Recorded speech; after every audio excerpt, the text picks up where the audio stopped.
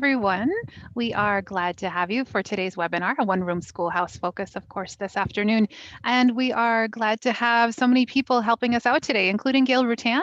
She will be your tech person. If you have any technical difficulties, audio or otherwise, do give Gail a chat and she can help you out. And if you would, if you're not already using your first and last name, please do that.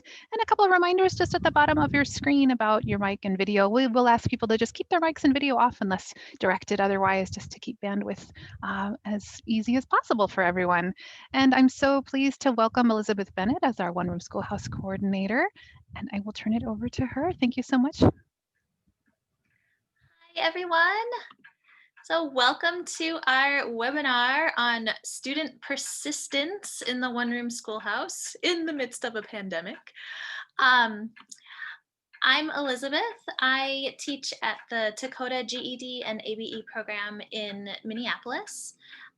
Patsy is here, and Astrid Leiden from the Department of Education should also be joining us maybe a little later, but she'll be here. This webinar is a result of the statewide Professional Development Committee's One Room Schoolhouse subgroup. Today, we will be spending a little bit of time just having an overview of persistence in ABE. What are we actually talking about when we use that term? We will share some tips for building community in a virtual online setting. And then we'll spend most of our time hearing from panelists Terri Ferris and Jill Carlson of AEOA, and also Laura Malott from oh dear, I just realized, I think it's Cass Lake Bina Walker. I am not actually from Minnesota, so I'm perhaps mispronouncing Bina, but I apologize. But up by Leech Lake Tribal College. And then we'll have some time for discussion and questions and answers, and just spend a few moments looking ahead to 2021 and some upcoming professional development opportunities for you. So when we talk about persistence in ABE, the first resource and that comes to mind for me is the Adult Learner Persistence Project from the New England Literacy Resource Center. Note that this big report came out in 2008, and I noticed when I checked the website the other day that it had last been updated in 2013, so not the most recent resources, but still a lot of really good quality things to check out. I really appreciated this description of persistence and why we're using the term persistence instead of retention. This comes from an article by John Cummings in 2007. He says, adults can persist in learning through self-study or distance education when they stop attending program services, and sometimes return to a program, although not necessarily the same one they dropped out of, after a lapse in attendance. And he emphasizes that persistence is a continuous learning process that lasts until an adult student meets his or her educational goals. So basically, we're using the term persistence because retention focuses more on a program wanting to retain its students, whereas persistent focuses on the student themselves and their own agency and strengths, right? We don't want to have a deficit mindset of our students. And the other thing I really like about the term persistence is that these skills for persistence are teachable. We have our beloved ACEs TIF standards in Minnesota, and probably all of those support persistence and support learners continuing in their education in whatever form that may take. The New England Literacy Resource Center in this report identified 6 drivers of persistence, and they're closely related to adults' affective needs. So they say we cast the persistence strategies and their outcomes into a bigger framework of needs that they fulfill in adults. We refer to these as the drivers of persistence, and they list them as a sense of belonging and community, clarity of purpose, so that goal setting and self-management, agency, competence, relevance, and stability. We believe that ultimately the persistence strategies derive their power from the fact that they meet these affective needs, which is meaningful to me as a teacher. You know, we get so focused on the standards and the tests and the things we're trying to teach, but we're teaching whole people, and they have all of these other needs and strengths. These are sources of strengths when people feel that these needs are being met. So that first one, a sense of belonging and community, is perhaps the most challenging to develop when we're all separated physically and doing distance education. So I asked Wendy Sweeney at PANDA, which is the Minnesota ABE Disability Specialists organization, part of the Minnesota ABE Support Services Network, for some tips on building community, since that's an aspect of universal design for learning, on which she is one of our experts here in Minnesota. And she gave me a few tips that I'm going to share with you. She recommends starting each synchronous class session with a check-in question, something like, how are you doing personally? How are you feeling? How are you managing? Or what is going well for you at this time? She also recommends, you're probably already doing this, but just as a teacher, you really want to get to know your students by asking them questions about their families and personal lives, their goals, and so on. You know, again, thinking about that whole person, their whole family, community context. You could have students answer a questionnaire about how they learn best and what their needs are. Wendy also recommends using interactive activities to engage students around some of these affective questions, such as what they can and cannot control. And there's a few tools here listed. Wendy really recommended Pear Deck and polls. And another tool that's been getting quite a bit of buzz lately is Mentimeter. Wendy recommends connecting students with each other. That might look like assigning a more experienced learner to mentor a newer learner. You can also do peer-to-peer interviews in breakout rooms and then have students share out to the class. You might even consider doing a star student or a student of the week, and that student is invited to share pictures or information about their background and family. You can use brain breaks as a way to just encourage students to laugh and take needed breaks when you're having a longer synchronous session. There is a nice link there in the slide, which the slides will all be shared with you after the webinar, that has a lot of great ideas for brain breaks. Wendy recommends providing choices in how students can demonstrate their knowledge based on their learning preferences and their personal interests. And then you can also connect students to community resources. Panda has a quite extensive list on their website of general resources, including some mental health resources. And then the second link on this slide takes you to the Minnesota Department of Health mental health resources page. And finally, there's a few extra resources that I won't discuss extensively now, but please do check these out afterwards. They're really, really great. And without further ado, I will turn it over to Terri and Jill from Northeast Minnesota, and they'll tell us what they're doing in their program to support their students with persistence.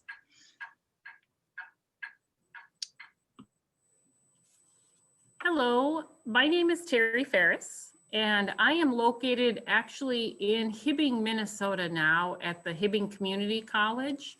And you can see my contact information there. If you do have anything that you think of after this presentation and you would like some information, feel free to either give me a call or send an email. We'll see if Jill shows her face. Hello, I'm Jill Carlson. I Under less pandemic times, I would be sitting just 4 feet away from Miss Ferris. But I'm in Northeast Minnesota at the Hibbing Community College. Okay, Elizabeth, you can do the next slide. Just gonna get the chat box out of my way. So our role at HCC, one of the main things that we do is we do teach the lowest level developmental education basic math course. Many of our students in the summer will start off in that basic math, and then they will advance on to the pre-algebra class. And sometimes, depending on the makeup of our students, it's kind of a combined basic math along with the pre-algebra. Jill also teaches a college reading and writing preparation. In the summer, I do a college science prep that is geared primarily towards nursing students. Another thing that we do is we do work with the developmental ed instructors, sometimes going into their classrooms to provide support for all students, even though we're only counting our time for those students who are enrolled in our program. Here on campus, we are involved in many different learning communities. Empower is a learning community for women going into non-traditional careers. Jill works with the health career students and liberal arts students. I work primarily with the law enforcement students, and then we both do an overtime, which is a study hall for students who play sports. There was a big issue with students not making eligibility for second semester. And so they wanted to do something to increase that engagement and participation of the athletes to make sure that they get good grades and move on to the second semester and the following year if they choose to stay on this campus. So Jill and I do the overtime. Now it looks like we have all of these classes and that they're all managed enrollment, but Jill and I also have drop-in hours. And we're very fortunate that there are 2 of us here on campus. Like Jill said, our desks are only about 2.5 feet apart. That's why I am doing part-time in person and Jill is doing full online teaching. So we do allow that our students can drop in almost any hour of the day, and one or both of us are here to help them. We also have, like, our overtime class is really a study hall. And so some of our students that aren't necessarily athletes will come in during that time to do, just because it's part of their community. This is where they're used to coming to get assistance. Okay, Jill, do you have anything to add? Nope, sounds good. All right, next slide. So a lot of the things that Elizabeth shared are things that we did even before the pandemic. But what we found is our ways of building community. We have a really good relationship with the HCC instructors. It's actually almost like Jill and I are a member of HCC staff, not just a community program that is housed on their campus. At the start of new classes, we usually do some kind of icebreaker activity just so we can get to know the students and they can get to know each other, because studies show that if they feel an investment, not only with their instructors, but with the other students in their class, they're more likely to show up. We do a lot with our students, caring about the whole student, not just their academic needs. AEOA is a nonprofit. It's a community action program agency. So we have Head Start, housing services, transit, senior services, and I've missed one. Sorry. Oh, employment and training, where Jill and I work. Wow, forgot that one. So we do a lot of referral to other sources when our students come in and they're upset, and we talk to them and find out they're going to lose their housing. Then primarily Jill, because she is killer at this, she will call up our housing department, because if you just give them a number, they won't call it. So Jill will call up the housing department. she'll do the warm up talking to a person and pass the phone off so that they get used to talking to people and trying to take care of, you know, what is in the way of their success. We have aunts on here because our basketball players have to raise money for the team. So they send a thing out to all of their family asking for donations. And Jill and I received a notice to Aunt Terri and Aunt Jill asking for donations. One of the basketball players had signed us up. We do a lot of group activities, both in class and out of class, like the question of the week or question of the month. We will write a question. We have a lot of board space in our room, so we will write a question up there, and all of our students, as they come in, they will add an answer to that question. Sometimes they are, an answer is maybe might win them a prize. We also have a jigsaw puzzle in our room because we found out that when students gather around the jigsaw puzzle, they talk about a lot of different things. And that's how we find out a lot about what is going on in their life. And we can sneakily bring in resources from around the college to help them with whatever they've been talking about. Our students also will come to our room to eat lunch. So Jill and I, we joke that even when we're in the bathroom, there's somebody outside our door asking us a question. So we will have a what's for lunch today, and sometimes we will get our lunch and eat at our desk, but we have students who are also in our room having like a lunch discussion with us where we just talk about life issues. And then we do have peer mentoring. We have some students that have been in our program for a while. They've been through some of the classes that other new students are taking. And so we will, to rather than spread ourselves thin and not give a good service, we will set up peer mentors in our room. The texting, when students don't show up for class, we send them a text. And then pretty soon, other students in the class were saying, hey, so-and-so's not here, who knows their number? And we will have other students text them as well, kind of that building community. And I say, where's Waldo? Because we are on campus. So we have a lot of hallways we can walk. So, and there are two of us, which is a great benefit. So when somebody doesn't show up, one of us will go cruise the halls, find them and drag them to class. Not literally, but figuratively. And then we have snacks, coffee, hot chocolate available. And I say entertainment because Jill and I are professional yet rude to each other. And it's kind of a show. Our students really enjoy it, how we can tease each other a little bit while staying on task and getting the job done. Did I miss anything, Jill? No, I don't think so. I think that the best thing you said is it's centered on community. With our, the setup that we have with HCC is we have learning communities where our students that are coming in as classes, they are in class with each other, the same schedule, the same classes, the same end goal. So if they're going to nursing, they're in a health careers learning community. If they're going to law enforcement, they're in a law enforcement community. And that they're following each other all day, and that just kind of creates that community, and we just keep that going.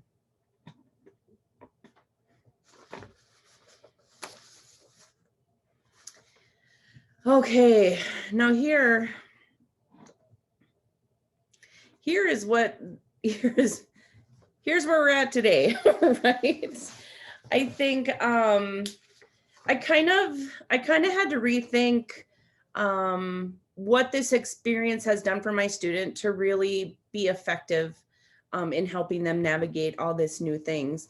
For me, I can remember, March came and I had personally gotten very ill. And when I came back to work, the COVID was on the news, information overload, rumors, are we going to have school? Are we not going to have school? Oh, they're not coming back.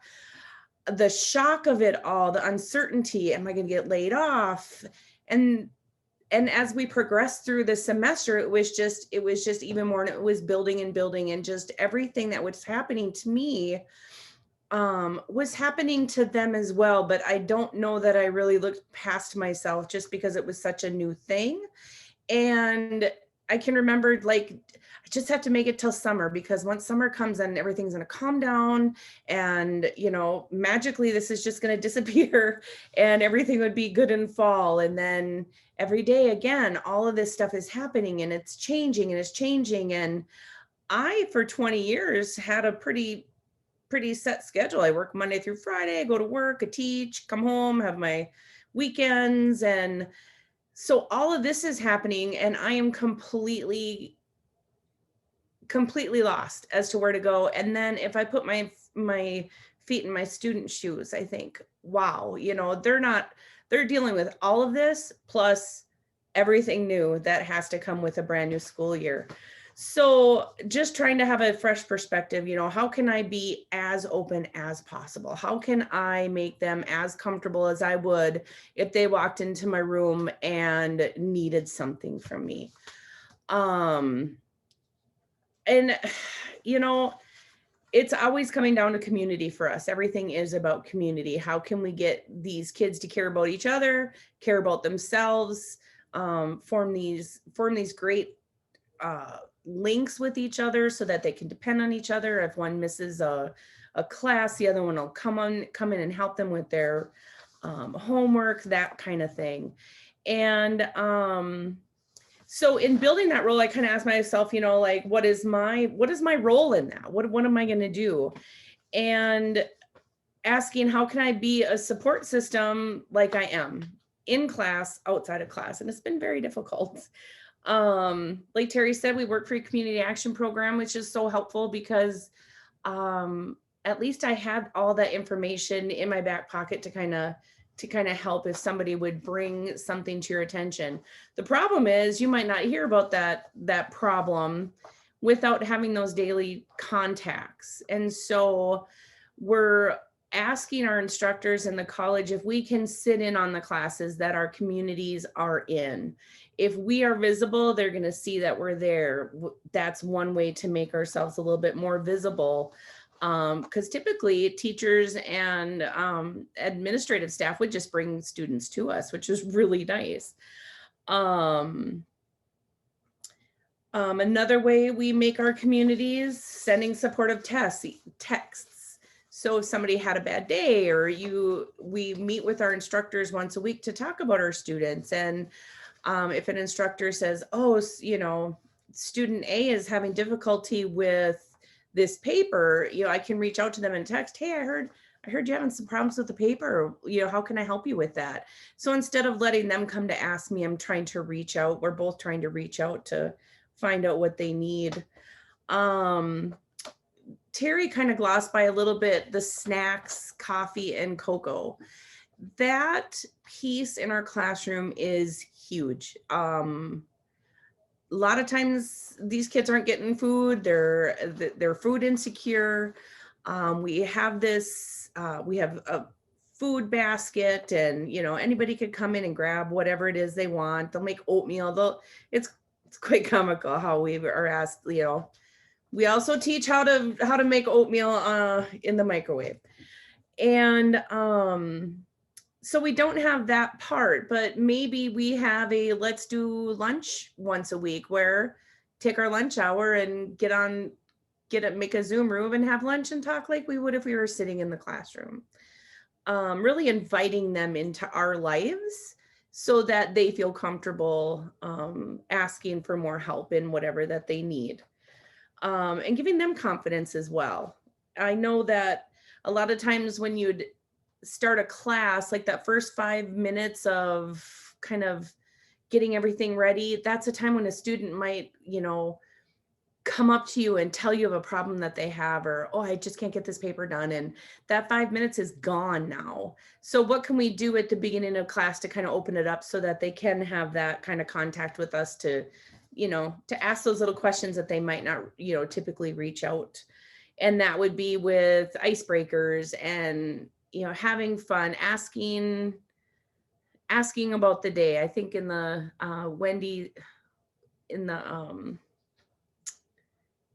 is it Panda? Wendy Sweeney? In her slide, it was Now I'm completely lost. I'm sorry. Help me out, Terri. I'm sorry, I was referring answering a question. Are you referring to our universal design, Jill? Yes, can you go back to Wendy's slide? I totally lost where I was going. Sure, just a second. That one. How are you doing personally? How are you feeling? How are you managing? Any babies coming? Are we gonna sing happy birthday? Whatever it is, just take those minutes at the beginning to, instead of diving right in, to kind of really, just like you would with a friend, sit down with a friend. Thank you for that, for advancing. We could go back. I'm almost done. Along with texting, we have to be very available for when they try to connect. Their lives are kind of up in the air right now, and we are being very, very flexible with our hours. We're answering texts at 10 o'clock at night if they call. If they email my work on a Saturday, I check my emails and I'll answer them. If they want something proof that they waited to the last minute for, I will do that for them. And I do that because that's when they need me. And that's, if I can create that contact, then in the future, I can create a little bit more of my expectations and set clear expectations of, maybe not on Saturday, but as we're going through this, that's fine. And just an example, I had a student that I spent about 6 hours on the phone, about 4 or 5 phone calls with her because her fiance was in the hospital with COVID. And she needed that connection. She needed that friend to sit and listen. And, if I do that for her, I know she's going to tell other people, wow, Jill really helped me through a hard time. And that community contact then with those kids to the next kid, it just, it's that domino effect that creates really a nice solid base for community.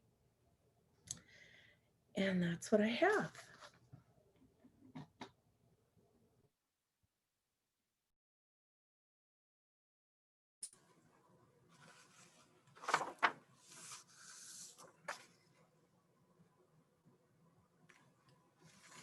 Okay, this was Jill, but she is. Oh, I'm sorry. No. I'm sorry. I was just reading that going, come on, Terri. So keys to the successes we've had, attending developmental education classes to meet new students. So we're gonna do that again in the spring where they will invite us into their classes. We meet every week with the learning community teachers, and that's something we did before, and that's something that we will continue doing. If we have a student that's falling behind, we reach out, we do whatever we can to get them kind of back on track, just always that person kind of nudging them from behind.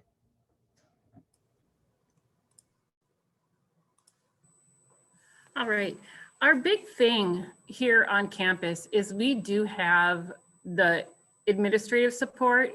We actually have support all the way up the chain here on the HCC campus. We had, when this started, we had this math class and, we didn't have work iPads, and Jill is better at it than me, but we're not really good with using the chalkboard or whatever they call in Zoom, where you have to write with your mouse. So we had to purchase some technology on our own so that we could really function in the math class that we were in the middle of when the pandemic hit. So this summer, we wrote a grant through the Hibbing Foundation asking for some technology for doing distance learning. And we, our initial contact with the foundation was, oh, this is really good. I think we're going to be able to fund it. But then more requests came in, and they ended up not being able to fund us. And so Jill and I had been resigned to the fact that this wasn't going to happen. We're just going to have to figure this out. And all of a sudden, we got an email from the provost of the college saying, hey, I want to take care of you, and I know your program doesn't have the funding. So you can see this picture in the lower right corner. Through their NEAT, and I had it written down, and I can't find my note, but it's Northeast something technology, but it's basically for distance learning. This committee, they have funding that is used for the 5 colleges that are part of Northeast Higher Education District. And so the first thing he did was he bought us, it's called Polly, this system. It's a really good camera and a really good microphone. You can hear that me talking anywhere I am in our room, and we have a very large room here. So it has a really good microphone. And because on Tuesday and Thursday mornings, I have 2 students that come in for a class, but I have 2 students that can't make it here for class. So they are doing it distance. And this makes it really nice. So I had this camera, everything was going well, but then I said, when I want to share something, it's not real convenient because if I share my screen, it's so small, they can't always see it. So they bought us this second TV, which has the blue background on it. That's, we were playing Kahoot that day. So they got us this second screen as a monitor, and it works really slick now when I'm doing my class. The students that are in person can see, they're not hovering around me and my laptop. They can see everything on the big TV. And then my students that are distance can see it because I'm sharing my screen. So that has really made it easier for us during this pandemic. The other thing that helps us is there are 2 of us. And with the pandemic, we found we don't have to be experts in everything. Melissa Bruzacorum is in this workshop, and we will have, if we're doing something with the student and we think, hey, Melissa's really good at this, we will send her the Zoom link and she will join in on our class so she can provide even more support to our students. Or because it's distance, they no longer have to drive from Hibbing to Virginia. They can join Melissa's class from the comfort of their living room, bedroom, or wherever their home school office is. The other thing, Jill and I learned that we need to be more fluid with this change. We need to be calm, and we need to promote that growth mindset that we can all get through this. And I think she talked about that a little bit earlier. That is what we have. It's time for Laura. Okay, hi, I'm Laura. Yeah, we're from Cass Lake. It's a long name. We've been thinking about changing it, but we just don't know what to name it. So we just keep it up and just have to put the whole thing on there. We are very similar to what Terri and Jill are doing at Leech Lake before everything shut down. You know, students coming in, community coming in, college students. We are fortunate to be right there on campus at Leech Lake Tribal College. We have a wonderful connection with the college and with Catholic schools, especially the ALC principal. She oversees our program and gives us what we need as much as she can help us with that. So what we have done right now, we always teach the GED, the adult diploma, career pathways, digital literacy. There's a lot of things we aren't doing right now, is like the DevEd math, which we do with the college math program. We'd also go to the construction program and help them with their math, or they come to serve us many times if they can't make it to the class. Again, that's changed. We're not doing that. Serve Safe, driver's license. The one thing that we truly miss is having the Pearson VUE testing site, because now we cannot have the GED students or the CDA students come into the program and test. We were doing that 4 to 6 times a month. So it was well used from both programs. From many different communities as well coming in to test. We got some students that way, but we went ahead and reviewed our proctor license or our certification. We're just waiting for the time that we can bring students in to do any kind of assessments. We have done a lot with the community support that they would always stop in, call our program, get any kind of help that they needed to. We would keep track of their names and information separately from ours. So that's something that we truly miss. They'd come in, like I said, the coffee, the donuts. We would have all kinds of snacks, always coffee and hot chocolate and tea. But right now, since March, we have been totally remote, working from our homes. Lee's part-time, I'm full-time. So our hours are just mixed. We sporadically are able to have our, a graduate of ours is a student worker through SEP. but she's been busy with her college life. Then she's now at Leech Lake as well, finishing up her second year. And she's taking care of her grandmother who's very sick. So we're very careful of who she is exposed to and around, and what work she's able to do, because her priority is taking care of grandma. Same thing with a lot of our students. We have tried to, are shifting all of our information to remote, the intake forms, the surveys, everything. We've tried Google Slides. We've had 8 out of the 30 students actually fill it out for that. So we have to come up with another way. Same thing with our paper, pencil. We make a copy, send it to them via, I do all that. I would send that to them through my phone or through the computer. A couple of them were answering that way. So we started just making phone calls and taking information that way. And we decided college has generously offered to put us on their Canvas site. So I will talk about that in a little bit. So we do have a lot of changes. The most difference that we've noticed, besides not seeing face-to-face, is our numbers are down a third. They're a third of what it used to be. And that's really difficult, but of the third, a third of those are very persistent and continuing on. The picture I have chosen here is the last time we actually got to go do something fun before COVID hit. And my mom had just passed away last year, and she loved going to Disney. And so she had left some funds for us, and I treated my oldest son and their 4 grandchildren and his wife, and then my son who's right next to me, Zach, I treated them all to a trip to Disney. My daughter was not able to join us, so that was sad, but that was our family adventure together right before COVID hit. So I thought I'd enjoy that because some positivity came from it, made us hurry up and get that done. Next slide. I thought long and hard about things, and it was so funny because Elizabeth had a lot of what I was going to have on there, and so did Jill, of things that we do. So I would approach it differently because we've had to really shift our thinking of how we're reaching our students. So I got thinking, and I would think it was like, we're trying to provide the academic, emotional, and community resources in addition to understanding the realities that the students are facing. It's always changing. That's not going to stop for a long time. It's never the same with them, pre-pandemic. So it's even more so now. So I tried up to come with ideas of things that we are working on and changing our mindsets a little bit or shifting it. And the one was accessibility equity. We've noticed a lot of our students do not have the proper devices for connection software.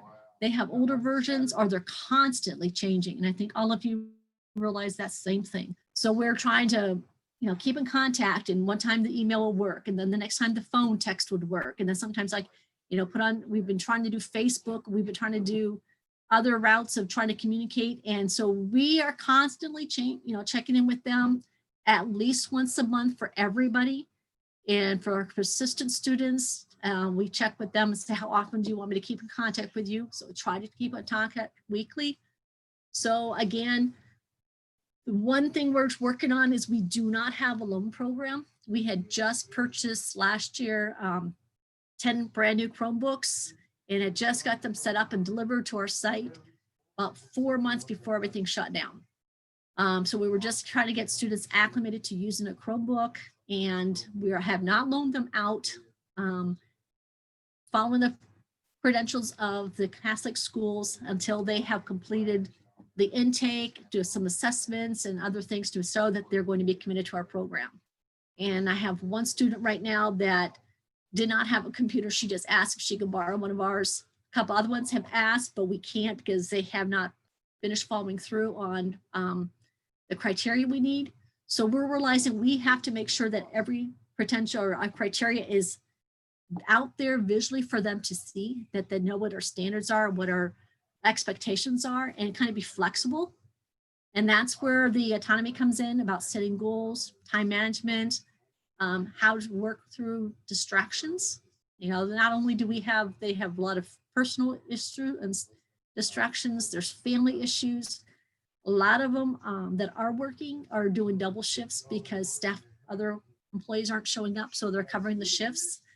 And that's always been a problem we've had with the program, but even more so now. The other piece that we've always been good at was clear communication and clarity. And this is what I talked about, is having, we've even seen before we were able to talk to them and sign a piece of paper, sit down, here's the steps of what we're doing. Well, now a lot of our expectations and the reason why we're doing the assessments and this piece of document we can't explain just through a text. Zooming, we've tried to set up, and a lot of them just aren't answering the Zooms. They just don't have the devices that are capable of doing that, or their children are using it, or there's always something. So we work around it as much as we can. So we're trying to figure out, not us to do all the problem solving, but asking them, what do they need?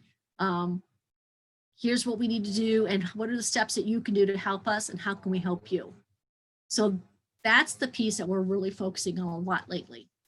Another piece that we have realized we're changing is our career focus. We had a wonderful curriculum that we had, and Lee is now revising it to add the embedded links in there with MCIS, Career Force. We used to use CareerWise, so now we're changing it to utilize the 2 other programs and resources that we have.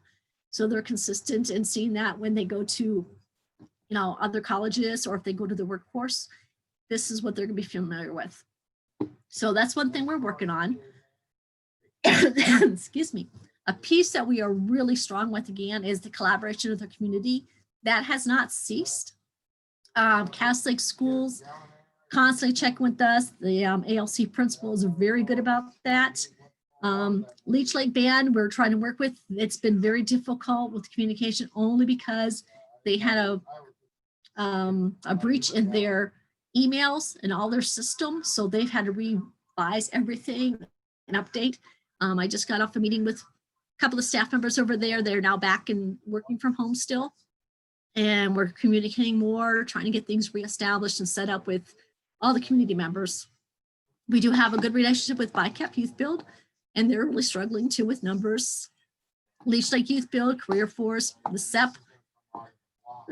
We just establishing a lot of communication with them of how we can access their sites and information. Same thing with Evergreen, Leech Lake Gaming, the treatment center. There's all the community employers that we're trying to work with. Our students are constant, they come up to us with need. We will set up and find out, okay, how can we help you? And we'll help them look up the numbers. And I like what Jill said, make the phone call, get it started, but then pass it off to the student. And that's one thing that we have learned. And that's hard to do when we're remote right now, especially when people aren't there to answer the phone numbers that they have. So we're trying, I just, once again, spoke to them about creating an up-to-date resource list, a contact list with email numbers and who to contact for each service. So it's a big chore, but it's slowly getting done. Next slide. Let me know if I'm going too fast. Okay, the other piece that we're really focusing on, and with our students as well, is the communication and connectedness. A lot of times they'll tell us one thing, read between the lines. For example, testing, you have access, we give them a survey, you have access to a computer, a tech device. Yes, and they'll put that on the survey, they'll put it when we talk to them. And then a month later, I'm still saying, well, I still need your tape or your locator first. I need you to take this so we can continue going on for the next assessments. Or I get them in a class online and I said, well, have you done any of the work? No. And then they find out their phone doesn't work, it's not connected, they don't have Wi-Fi. We show them where to go for Wi-Fi. So reading between the lines, when it was in person, you can kind of read them. Now it's remotely, it's a little bit more difficult. So we have to decide, well, which venue are they going to follow? There again comes a lot of referrals from Cass Lake ALC. And so we look at, she automatically sends us their credits so we can see where they're at. We also, GED talk about, what are their needs? What are their focus for the future? And that helps us decide, which program to send them into. How often to communicate? That again, we ask with the students via the survey, phone calls, text, respond back. This is when I'm really trying hard. Within 24 to 48 hours, I've had a couple nasty ones when we first shut down. one person was trying to figure out why I'm not calling her back. Well, I would call into our phone from home to the one in college to get the text or the voice messages, and nothing was there. And emails, nothing was to me. And come to find out, she didn't communicate that. She thought she was calling the right program. She was not. So we're trying to do really well. As soon as we do find out that there's a phone call, answer them back. I've started getting some phone calls or text on my phone, and I didn't know how they got my number because I don't give it out. Now I am to my students, just because Google Voice wasn't working properly from where I'm at, and also Remind was not working.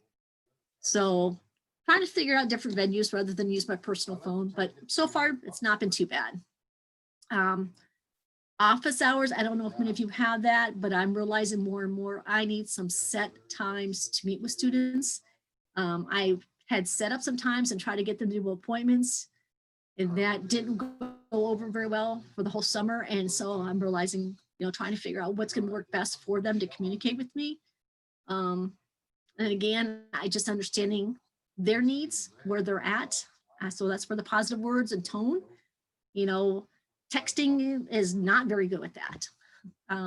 Positive words, yes. Tone, no, because sometimes things come across especially with autocorrect, and it sounds harsher than what you want it to be. So we're trying to be careful when we send information back to them. And when they do some work or test, we try to give feedback right away, whatever they do. Words of encouragement, and just say, yes, I got this. Good job, keep going. So that's one thing we do. The other thing that we have really found out is we need a set digital home base. I saw that in another site, and I'm like, I like that. A digital home base, which is one place for all of our stuff. And we tried doing that with our program. Of course, we're shut down, so half our stuff was on our computers at our program in our shared drive. We thought we both had copied everything off our shared drive, and found out a lot of it wouldn't copy. It has to stay there on site. We have tried creating something from Facebook and Google, and we decided we're going to stick with Canvas. Canvas is one that Leech Lake uses. Most of our students, when they're finished with their program, transfer into Leech Lake Tribal College for at least a semester or a class or two. So this would be a good way for them to get used to how to use Canvas. And so we decided that's the route. And it's also another good program that has low resource and connectivity assessments. We've decided to do like New Readers Press. We've done Learning Upgrade, and now we're going to be starting to focus more on some Edmonton classes. They have changed the way they do some of their classwork, and like that's what we're going to do for our students. So we're going to put the connections for that, the links on Canvas along with some tutorials. I want to thank some of you programs for taking the time to create the how-to videos. I know there's a lot on YouTube, but it wasn't specific for a lot of our programming. They won't connect with it, and it was just too much. So I love some of the tutorials that are out there. Teach them how to use learning platforms, how to do the tape testing. That's what I get a lot. Tells me I can't connect, I can't do this. I said, well, have you checked this? And we'll go through the steps on the phone. I'm going to find out, yeah, their phone is not compatible to begin with, and they're trying to take the full test on a phone, and you can't. So just clarifying what the tech issues are. Same thing with apps. I assumed that they all were able to download some apps, and I found out they don't. Just like me, I'm not one with apps. So some tutorials will help for that. We've been doing a lot of intake surveys, technology surveys, and maybe you'll get a fifth of those back at a time. And then out of the blue, we'll get another one back. So constantly having to check the site to find out when we get those. North Star and other resources, we want to start utilizing that a lot more. But one thing we realized, simplify, that seems to be the best thing for our program. We had to cut back on our expectations. That took some of the stress off the students, took the stress off of us. So we set up with them a couple things at a time. First, do this. Okay, now here's the next step. Because I found out when I gave them a whole checklist of things to do, it was overwhelming. So if I just do 2 things at a time, it seems to help a lot. And then give them their patience and time, but I try to set a tentative deadline to have it done. So that's what we're trying to do. We're trying to give them clear instructions, 1 or 2 resources instead of a lot to choose from. Be flexible with their skills. And I assign them, I'll try to find out what do they want to do, what kind of things do they like, and then we go from there. Okay, and I think I got one more slide. So overall, it really, the reminders for everything that's happening right now and keeping a program going is removing any barriers that we can. You know, we assume too much, and I try not to do that. And I think all of you are the same way. Here's the form. It's easy to do. Fill it out. Well, it's not so easy if you can't, your phone's cracked and you can't read the screen. Or even if you're just, you know, clicking on a bubble. My phone likes to change my text messages, likes to change my information. So you've got to be careful. It likes to send before I'm finished. It's definitely not the user, it's the phone. But our assessments, classes, the sense of belonging, I notice all of you are doing that, is the phone calls, the text. And a lot of times it has nothing to do with academics. It's just, I call it checking in. I'm just checking in. How are you doing? What's up? And then proceeds that, well, is there anything else we can help you with? How are you doing on your work? Go on to that. So I haven't done a whole lot of face-to-face video chats with them. They're not comfortable with that so much. With the teacher, I guess, just other things, so the timing, a lot more available in the evenings. So we might have to do some shifting that way. Tech issues, what's really nice is Leech Lake's really good about helping with that. And if they have any computers or anything that we're using, then Cass Lake has been helpful. Other than that, we just try to help what we can, or find them a tutorial video or something, or even each other. And the one issue that, like I said, that reminds me is just we need an updated resource list that has academic resources, career, mental health, so many different things that we had before that we just assumed was going to stay in place, and it's constantly changing. So the one thing, and I kind of took this from someplace else, but I changed it with like 3 or 4 things I was looking and thinking about, is it's not just about technology. I mean, that is a key focus for a lot, but we ought to provide content, experience, and connection. And I think that's what our students are doing right now. We have a sense of community when we're in the classroom. Now we're trying to build one outside the classroom. So a lot of work. Sometimes it's discouraging because our numbers are down, but yet I'm thinking ones that we do have. I already had 2 that graduated with the adult diploma this summer. And they were just taking their time, and all of a sudden it just kicked into gear, like, I'm going to get it done. I have 2 more working on the adult diploma. I've got several that are working on the GED, and with testing being only one place available right now, and then they can, and because they don't have the access to take it on their home computer, it's not capable, or I forget what the word, it doesn't connect with them. For the remote proctoring, they need to go to site. And so there's a lot of things we're trying, but we are thankful that Cass Lake School District is willing to work with us, and just by referrals, working along with the ALC teachers, saying this is probably the best ways for a high school diploma. That's another route that we're doing with our students. So we're trying different things now and seeing what works. Any questions?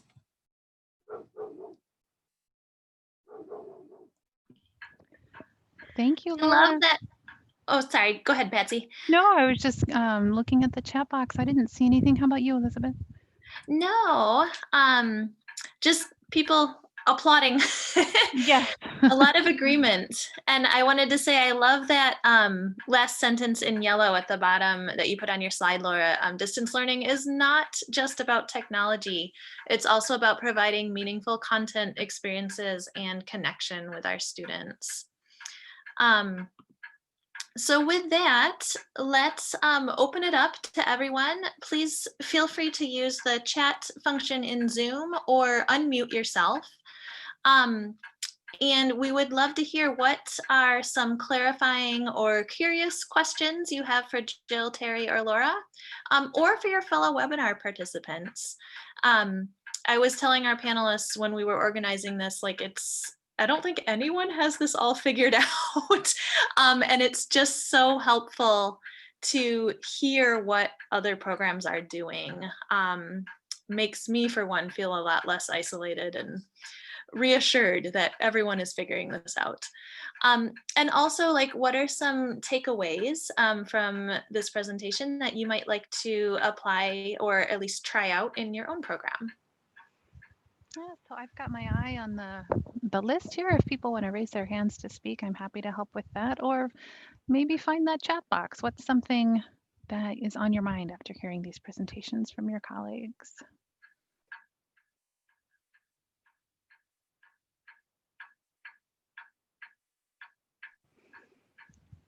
Elizabeth, you must have an amazing like clock right near your computer. We hear. Oh dear, I forgot to move it before. No, that's Yes. okay. I'm like, there must be. I hope nothing's gonna explode over there. You're good. No. So again, if people want to, Ralu, do you want to unmute and say more? I'm not sure what you're referring to. Okay, yeah, Go hi. ahead. Yeah, So, yeah, I meant to write short. Okay. I wondered if there was some letter missing there. Yeah, can you say more about what kinds of things you're doing at your? Yes, so we were down as everybody else with the hours, and what I think that students are having difficulty with ongoing. We have those too, but they're having difficulty coming to every one of the classes. So we decided to do short courses. So we designed like a short course. We called it Career and College Success. So we did all the soft skills for it. And we combined it with work, and shared a website where they can do work, career exploration. And then North Star Digital. So I've had so far 4 students pass at least 2 of the North Star Digital tests. And we're going to move on to, in January, we're going to move on to helping them with doing resumes, and then interview. And between the staff, we're going to have the interview questions, and we're going to have mock interviews. And we use Google Meet for all of that. Well, thank you. That's super helpful to hear more about. Mm-hmm. A good question in the chat. Elizabeth, do you want to direct people's attention to that one? Sure. Anne is asking how often, what's your sense of how often to text or contact learners who aren't making contact regularly? I struggle with this. I don't want to bug them, but I want them to know I haven't forgotten them, that I care about them, and that I want them back with us when it works for them.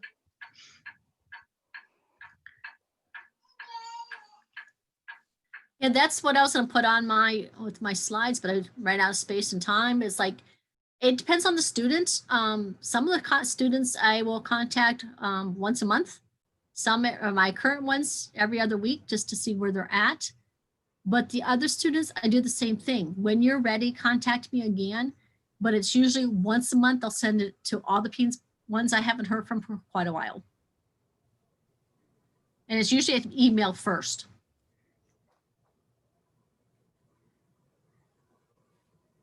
Go ahead, Jill. I see you unmuted. I was gonna kind of mirror what she just said. It really is by the student. Some want that interaction, some don't, right? So you don't want to push yourself on them, but with those weekly meetings, it kind of offers that opportunity that maybe even if they're not real receptive to it, it's kind of that icebreaker I need to be like, oh, we were talking about your paper today. And so it kind of opens it up, but I try weekly, and keep in contact with them weekly. I was going to say, when we first start a class, especially our summer classes, because they really are fast tracked. And if a student misses one class, it is a lot different than if they miss a class during the normal school year. So during that summer session, we text them the first day they miss class and probably the second day they miss class also. But we'll text them with things like, we hope everything's okay. We're just, is there anything that we can do to help? You weren't in class today. So we make it more of, we get that life is really crazy. Is there something that we can do to help so that you can make it in, rather than saying you weren't in class today, shame on you. And then, like Jill said, it gets to be less once we get to know the students, unless we know it's a student that wants those reminders every single time they miss, then we would do it every day. And Laura, I like your comment in the chat about another reason texting is helpful is because students don't have to worry about someone overhearing them, and they can answer on their own schedule.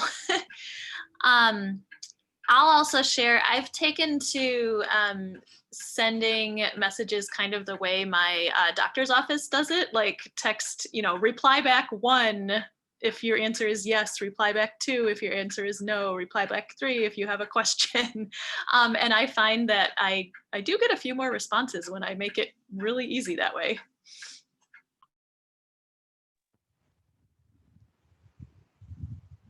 I like that approach. I never thought of that. That would be good. Thanks for sharing. Looks like you have some Sure, and agreement here in the chat. Some people are saying that they do something similar or that they just like the ideas here. I agree, these kind of friendly check-ins make a lot of sense, not like punitive, where were you, we missed you, but more like, hey, just checking in, making sure you have what you need to join us when you're able. Makes a lot of sense. Anything else people want to share? Or something you're going to take from this and maybe put into practice? I think I cut you off, Elizabeth. Go ahead.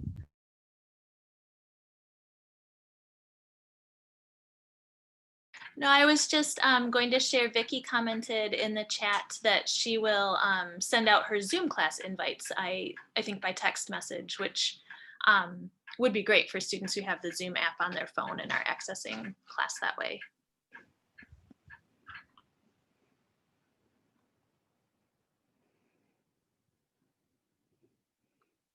All right, I am not seeing anything else or any hands up. It might be just that time of day. We'll see. Feel free, of course, to continue chatting if you haven't finished what you were going to say, but otherwise we may want to move along. So a couple things just to put on your radars. Sorry, I got too many things open here. So these are some things coming up that we want you to be sure and are aware of.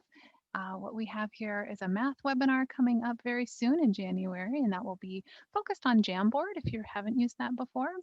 And then an ACES tip webinar is coming up also in a couple days after that on talking about transferable skills. So those skills that they may learn in an academic or non-academic context that can be transferred to other areas of their life. A CCRS webinar is coming up on the 14th. And then One Room Schoolhouse, this one's not till spring, but put it in your calendars, 3 o'clock on Wednesday, April 14th. And we certainly hope it'll be nicer outside and the whole world will be a better place by then. So put that in your calendars and join our One Room Schoolhouse facilitator, Elizabeth, for that in April.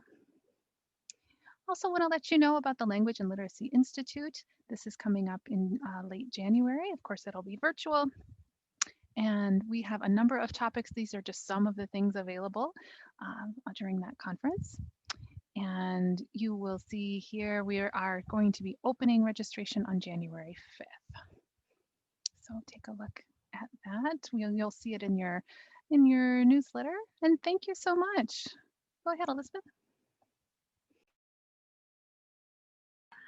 Yes, we really appreciate you joining us this afternoon. I know it's just an incredibly busy time. So thank you once again, and be sure to check your email within the next day or two for a message that'll have a link to the webinar evaluation. We really do appreciate your feedback, and it's also how you'll receive your CEUs. So after you fill out the evaluation, there will be a link to download your CEU certificate. I'll stay on for a few